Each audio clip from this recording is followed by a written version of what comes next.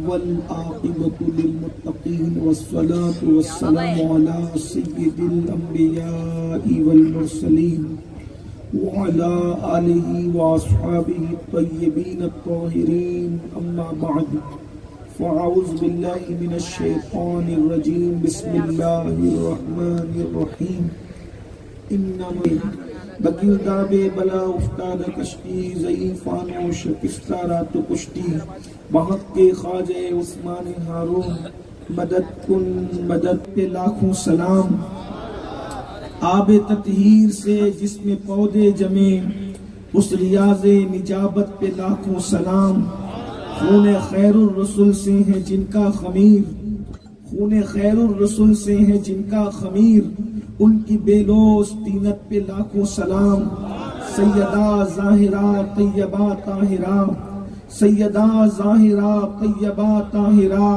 جان احمد کی راحت پہ لاکھوں سلام جس کا آنچل نہ دیکھا مہو مہر نے جس کا آنچل نہ دیکھا مہو مہر نے اس ردائے جس کا آنچل نہ دیکھا مہو مہر نے جس کا آنچل نہ دیکھا مہو مہر نے اس ردائے نزاہت پہ لاکھوں سلام جس کا آنچل نہ دیکھا مہو مہر نے اس ردائے نزاہت پہ لاکھوں سلام اور اصل نسل صفا وجہ وصل خدا اصل نسل صفا وصل وجہ خدا باب فصل ولایت پہ لاکھوں سلام شیر شمشیر زن شائع خیبر شکن شیر شمشیر زن شائع خیبر شکن پرتوے دست قدرت پہ لاکھوں سلام وہ حسن مجتبیٰ سید الاسخیاء وہ حسن مجتبیٰ سید الاسخیاء راکب دوش عزت پہ لاکھوں سلام وہ شہید بلا شاہ گلبو قبا بے کس و دشت غربت پہ لاکھوں سلام کیا بات رضا اس چمنستان کرم کی کیا بات رضا اس چمنستان کرم کی زہرا ہے کلی جس نے حسین اور حسن پھول محفل حضور سیدی غالب شہید رحمت اللہ علیہ کے دیار میں ذکر شہیدان کربلا اور عظمت اہل البیت کے عنوان سے انعقاد پذیر ہے مجھ سے پیشتر آپ نے اپنے علماء خطبہ نعت خوان مفکرین سے سب کے اور ہمارے ناظر صاحب سب سے آپ نے ان کی گفتگو ان کے ملفوظات خیالات سماعت کر لیے ہیں اور مجھ سے پیشتر آپ نے ایک بہترین خطاب ہمارے برادر مکرم عزیز القدر حضرت مولانا صادق رضوی صاحب سے بھی اصلاح معاشرہ پر گفتگو سنی ہے اور اب میں دیکھ رہا ہوں کہ رات کی سیاہ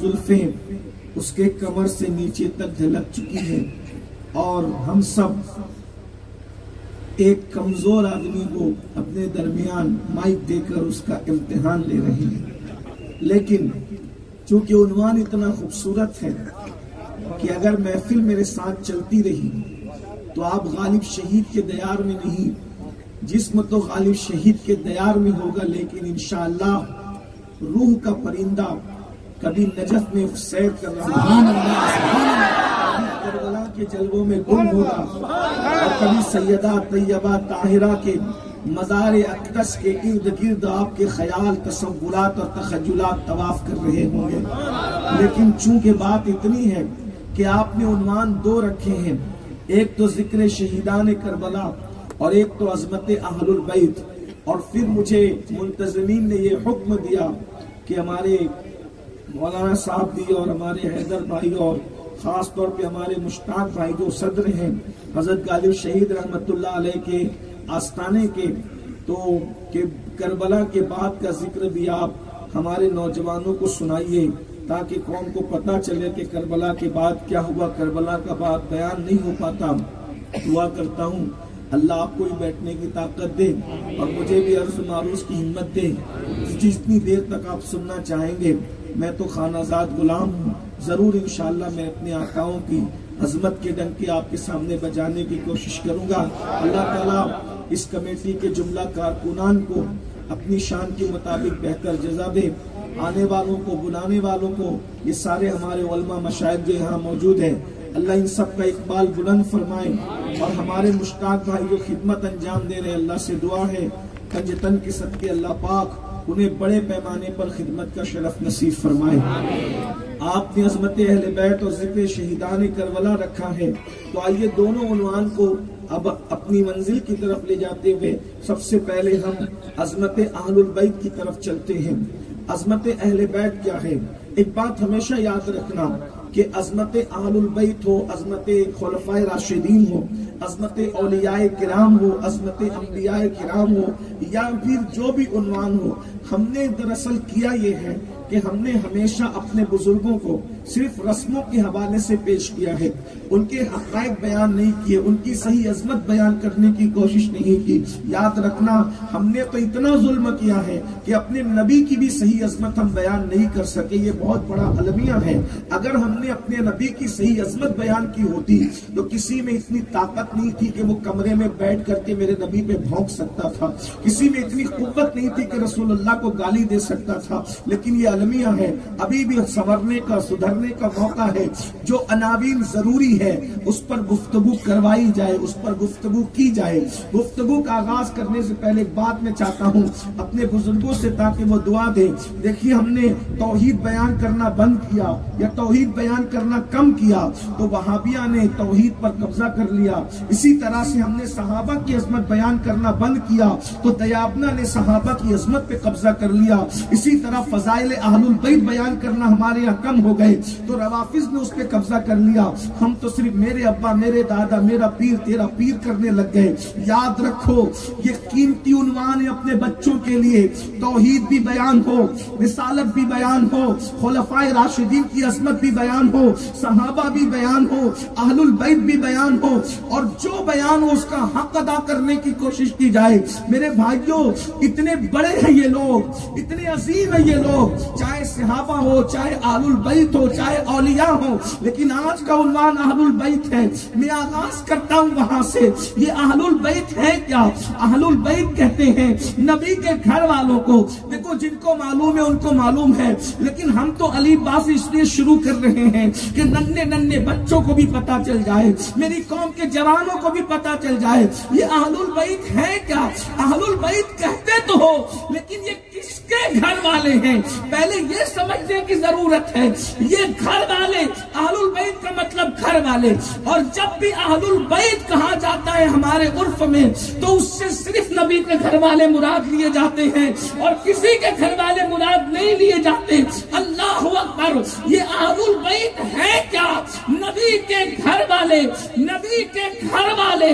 حضور کی ازواج ہے، اہل البیت ہے نبی کے گھر والے. حضور کی اولاد ہے، نبی کے اہل بیت ہے، نبی کے گھر والے. پہلے یہ تو سوچو آپ کس گھر کا ذکر کر رہے ہو. گھر والوں کی عظمت گھر سے پتا چلتی ہے، گھر والوں کی عظمت گھر سے پتا چلتی ہے. ارے کوئی تاج محل میں رہے تو لوگ کہتے ہیں کہ جو تاج محل میں رہتا ہو اس کی عظمت کیا ہوگی، وہ کیسی عزت والا ہوگا. کوئی بنگلے میں رہتا ہے تو گھر دیکھ کر گھر کی عظمت کا پتا چلتا ہے. آؤ نبی کے گھر کا جائزہ لینے کی کوشش کرو. نبی کا گھر کیا گھر ہے؟ اللہ اکبر. نبی کا گھر وہ گھر ہے جس کے دروازے کے دربان کو جبریل امین کہتے ہیں.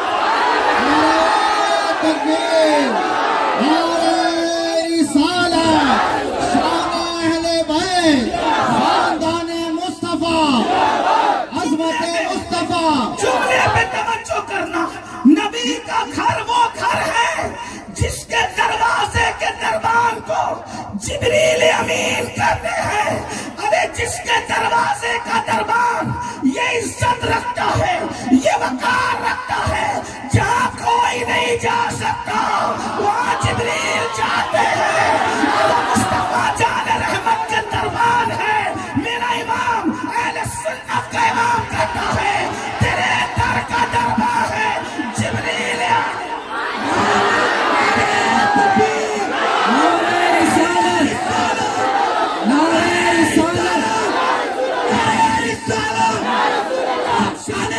پاک، چاہنے والے پاک، عشق محبت، عشق محبت، سبحان اللہ، سبحان اللہ۔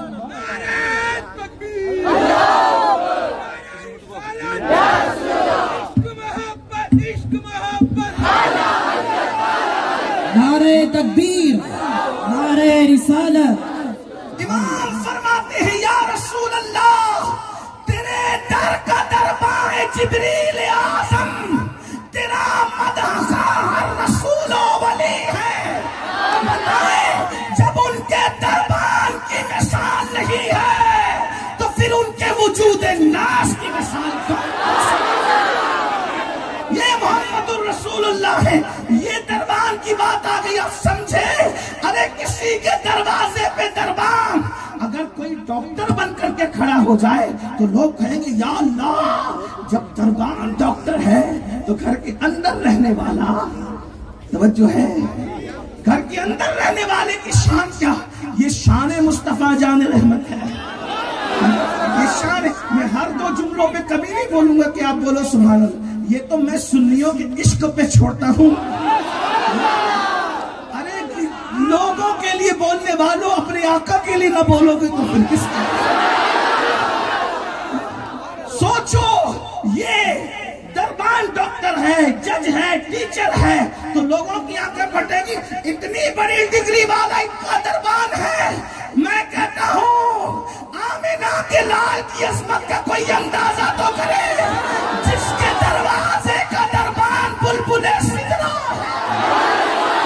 لوگ ان کو گالی دے کر کے کیا بتانا چاہتے ہیں؟ ہم کہتے ہو تیری اوقات تو دیکھ، ان کو گالی دیتا ہے جس کے دروازے کا دربان جبریل امین ہو۔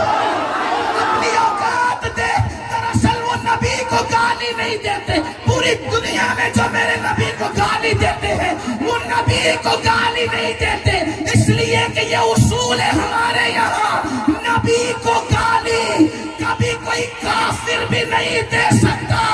نبی کو گالی صرف وہی دیتا ہے جس کی ماں نیک نہیں ہوتی۔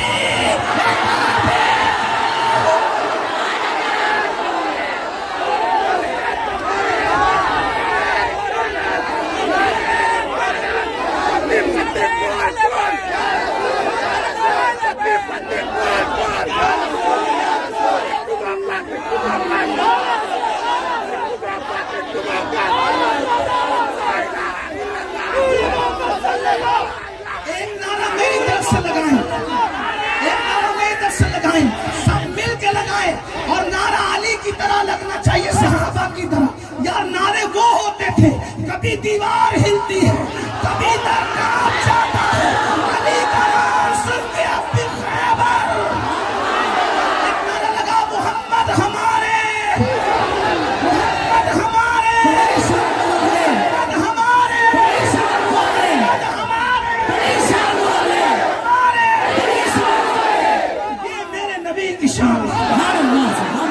ہمارے ناظم صاحب فرما رہے، آخری کا جملہ ایک بار پھر کہیں، میرے بات سن لے، اللہ اکبر۔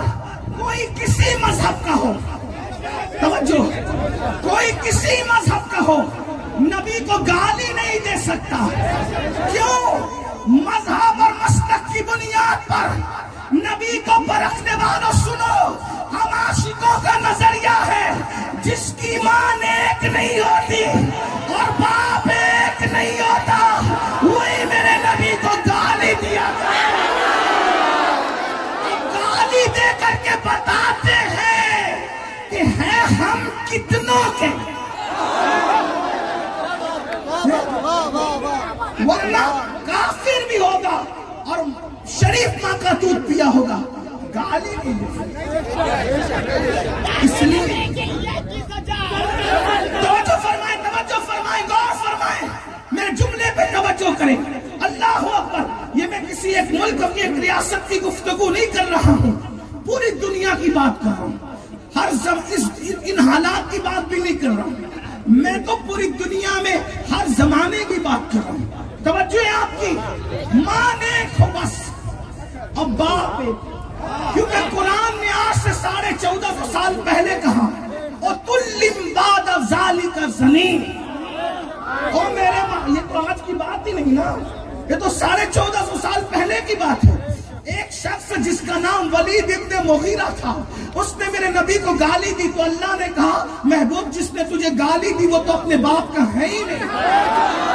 تو وہ دوڑتے دوڑتے گیا، ماں کو نیچے گرایا اور سینے میں بیٹھ کے بولا بول میں کس کا بیٹا ہوں، کیونکہ گالی دیتا ہوں لیکن جانتا اس سے سچا کوئی نہیں۔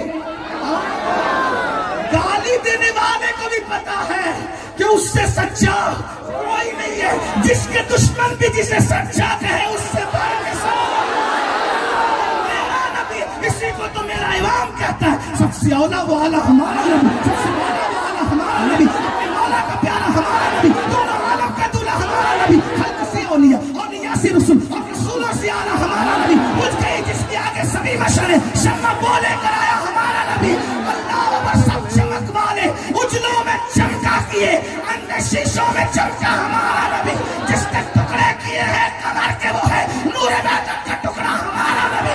کون دیتا ہے دینے کو ہو جائیے، دینے والا ہے سچا۔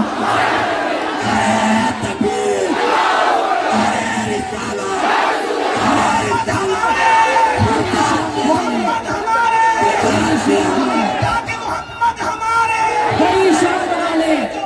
ماں کو گرایا، سینے میں بیٹھ کے بولا بتا میں کس کا ہوں، ولید ابن مغیرہ کہلاتا ہوں کس۔ اس کی ماں نے کہا او حلال ہی ہوتا تو میرے سینے پہ کیوں بیٹھتا، حلال ہی ہوتا تو میرے پتا چلا لوگ اپنا نسب بتاتے ہیں۔ او مسلمانوں، آمنہ کے لال کی عزت پہ مچل رہے ہو۔